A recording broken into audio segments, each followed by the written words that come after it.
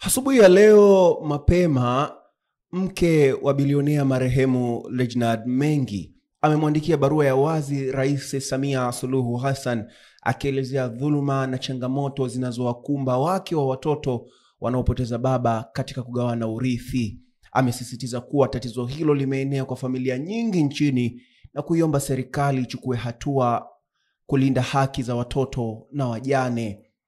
Sasa nikinukuu maelezo ambayo yalikuwa yanasomeka katika barua hiyo ya wazi. Alianza kwa kusema hivi: wito wa kulinda haki za watoto wetu.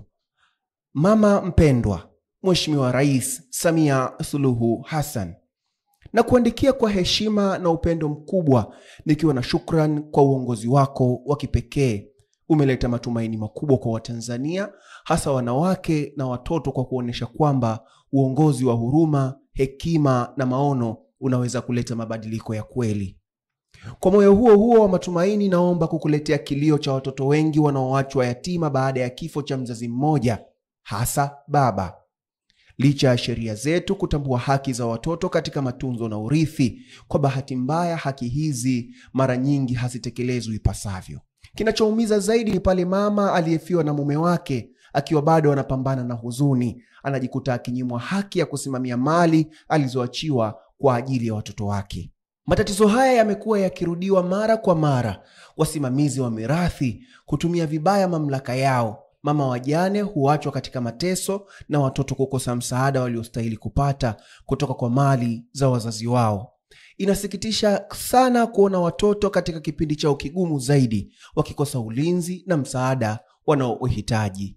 Mama yetu mpendwa, tunakuomba kwa unyenyekevu mkubwa ulitazame swala hili kwa jicho la huruma na maamuzi. Tunaamini kwa mamlaka ulionayo na moyo wako wa haki unaweza kuweka mifumo bora ya kuhakikisha wasimamizi wa mirathi wanawajibika ipasavyo na kuwepo na udhibiti madhubuti wa kuepusha matumizi mabaya ya mamlaka.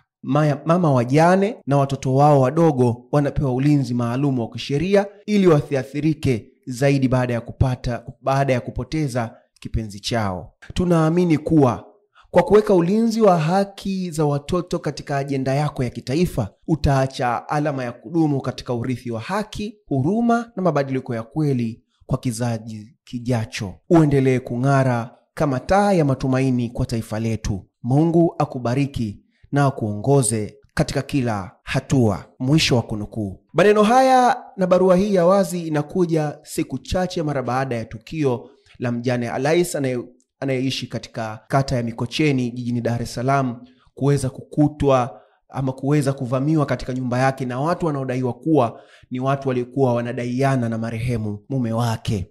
Hali ambayo iliibua hisia tofauti katika mitandao ya kijamii na kuweza kusababisha hata viongozi wakubwa wa mkoa, akiwemo mkuu wa mkoa wa Dar es Salaam Albert Chalamila, kuweza kufika nyumbani kwa mama huyo na kuweza kuingilia kati mgogoro huo ambao kwa sasa uko mahakamani. Hii ni Kawabe News.